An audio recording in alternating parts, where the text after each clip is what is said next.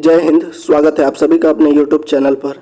आप या नियोजित शिक्षक हैं या फिर सक्षमता पास शिक्षक, आप दोनों के लिए ही यह वीडियो बहुत इम्पोर्टेंट है। वीडियो को पूरा देखिएगा। साथ ही कल जो मुख्यमंत्री के बयान है उसके असली मायने क्या हैं उसको ध्यान से समझिए। सक्षमता काउंसलिंग पर इसका क्या असर होगा और सक्षमता काउंसलिंग में जो दिक्कत आ रही है उस पर भी बात करेंगे। सभी नियोजित शिक्षक बनेंगे सरकारी शिक्षक, इसके बारे में बात करेंगे और एक जो नेगेटिव माहौल बन रहा है उसके बारे में भी बात करेंगे। कल जब ये बयान आया नीतीश कुमार का, उसके बाद लगातार यूट्यूब पर बहुत सारे वीडियो आए। हमने कल वीडियो नहीं बनाया था, लेकिन हमने आज वीडियो इसलिए बनाया है कि उन वीडियोज़ में जो कमेंट कर रहे हैं वो कौन है? वो शिक्षक हैं। और वो जो कमेंट है वो लगातार नकारात्मक कमेंट आ रहे हैं। क्यों आ रहे हैं उस पर बात करेंगे। पहले इस बयान को देखिए। नियोजित शिक्षक भी हमेशा से चाहते थे कि उन्हें सरकारी शिक्षक बनाया जाए। इसे देखते हुए इन शिक्षकों को सक्षमता परीक्षा के माध्यम से सरकारी शिक्षक बनने के अवसर दिए जा रहे हैं। यानी यहाँ पे यही कहा गया कि सक्षमता परीक्षा लिया जा रहा है नियोजित शिक्षक का, जो इसमें कोई गलती नहीं है, इसमें ये हो रहा है। दिक्कत कहाँ पे आई कि पहले सक्षमता परीक्षा में पास होकर लगभग 1,80,000 नियोजित शिक्षक सरकारी शिक्षक बन गए। इस बयान को लेकर जो है नेगेटिव माहौल किया जा रहा है। जो शिक्षक अब बच गए हैं उन्हें भी सरकारी शिक्षक बनने के लिए मौके दिए जा रहे हैं।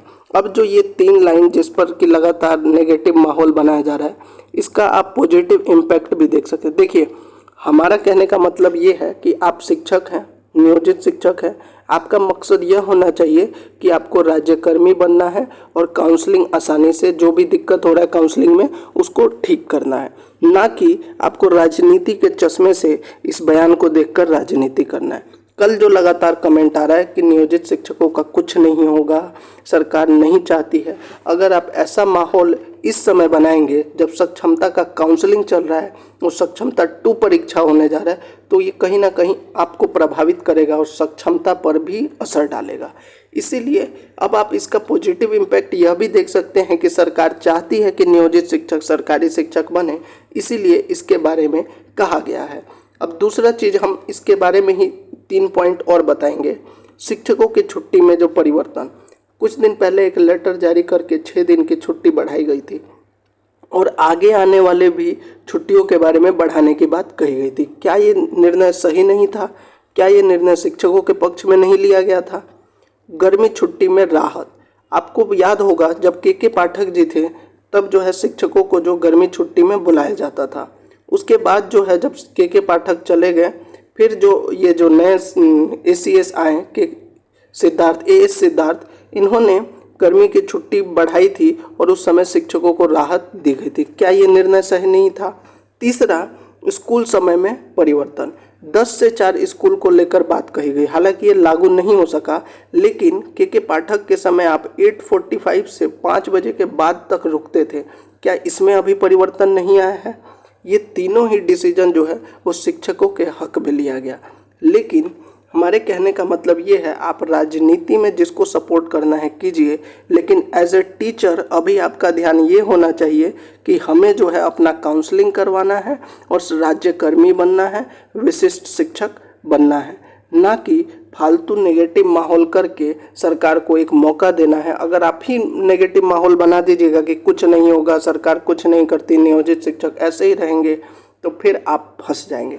अब बात करते हैं कि सक्षमता में जो दिक्कत आ रही है, आप अपनी मांगों को रखिए शिक्षा विभाग तक, सरकार तक पहुंचाइए। अभी आपकी प्रायोरिटी ये होनी चाहिए कि ये सभी पॉइंट्स को जो है ठीक किया जाए। सभी शिक्षकों को फॉर्म भरने का जो फॉर्म भरने में दिक्कत हुई थी उसमें एक बार सुधार का मौका दिया जाए, इसीलिए पोर्टल को एक बार फिर से खोला जाए। अभी आपका काम ये है कि जितने भी काउंसलिंग जिसका नहीं हुआ है या फिर जिसका फॉर्म भरने में दिक्कत हो गया है, इस बात के लिए आप शिक्षा विभाग से बात कर सकते हैं, अपनी बात पहुंचा सकते हैं। दूसरा था कि काउंसलिंग के समय एफिडेविट को मान्य किया जाए। बहुत से शिक्षकों के पास जो है ओरिजिनल सर्टिफिकेट नहीं है या फिर नेम में मिस्टेक है, स्पेलिंग में मिस्टेक है, तो ऐसे शिक्षकों के लिए ये था कि आप एफिडेविट को मानने के लिए बात करना चाहिए और इस पर बात हो भी रही है। इन सब मांगों को आप उठा सकते हैं, शिक्षा विभाग तक पहुंचा सकते हैं।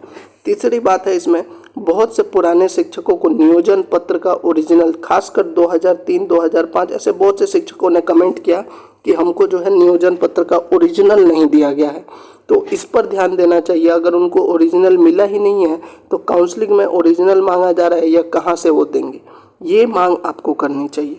चौथा, जिन शिक्षकों को डाउटफुल करके पेंडिंग लिस्ट में डाला जा रहा है उनके लिए दिशा निर्देश जारी किया जाना चाहिए।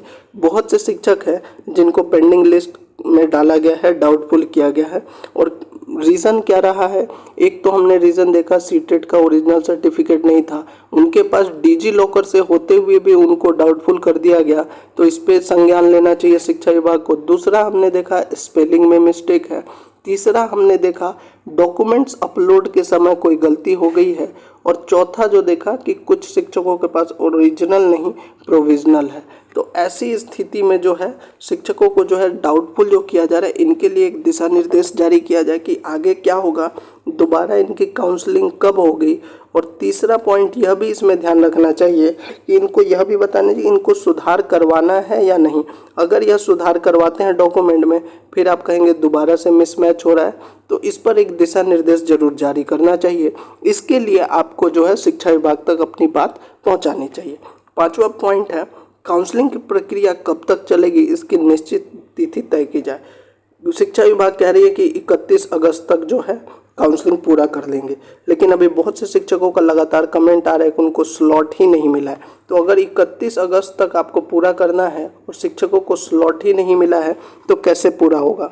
तो इसका एक निश्चित डेट और सभी का स्लॉट जो है जारी किया जाए, या फिर अगर स्लॉट जिसका नहीं आया है उसके बारे में शिक्षा विभाग की तरफ से कुछ नोटिफिकेशन या जो भी सूचना है वह दिया जाए। छठा पॉइंट है सभी जिला डीआरसीसी पर एक ही नियम लागू किया जाए। ये पॉइंट सबसे ज़्यादा वैलिड है। कुछ जिला डीआरसीसी पर देखा गया एफिडेविट नहीं लिया जा रहा है, कहीं पे ले लिया जा रहा है, तो इसको लेकर जो है एक दिशा निर्देश जारी किया जाए कि सभी जिला डीआरसीसी जहाँ भी काउंसलिंग हो रहा है वहाँ पर एक ही रूल मान्य हो, सभी के लिए एक ही नियम मान्य हो, उसमें कोई परिवर्तन ना किया जाए। और सातवां जो इम्पोर्टेंट पॉइंट है, बहुत से शिक्षकों को जो दिक्कत हो रही है सक्षमता काउंसलिंग में हो रही परेशानी के लिए टोल फ्री नंबर या व्हाट्सएप नंबर जारी किया जाए। तो ये मांगे हैं, इनको लेकर आपको शिक्षा विभाग से बात करना चाहिए या अपनी बात पहुंचाना चाहिए, ना कि आपको मुख्यमंत्री के बयान पर राजनीति करना चाहिए। अगर आप राजनीति करेंगे तो नुकसान आप ही का है।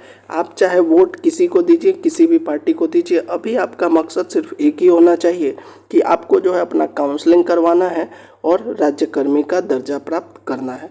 तो ये थी पूरी जानकारी। हम आपसे यही कहेंगे कि आप इन सब चीज़ों से नेगेटिव माहौल से दूर हटें। अगर आप नेगेटिव माहौल में रहेंगे तो फिर आपके दिमाग पर भी यही असर पड़ेगा और आप भी ऐसे ही नेगेटिव ही सोचेंगे कि हमारा तो कुछ हो ही नहीं सकता है। तो ये थी पूरी जानकारी। अगर आपको अच्छी लगी हो तो वीडियो को ज़रूर लाइक और शेयर कर दीजिए, साथ ही चैनल को सब्सक्राइब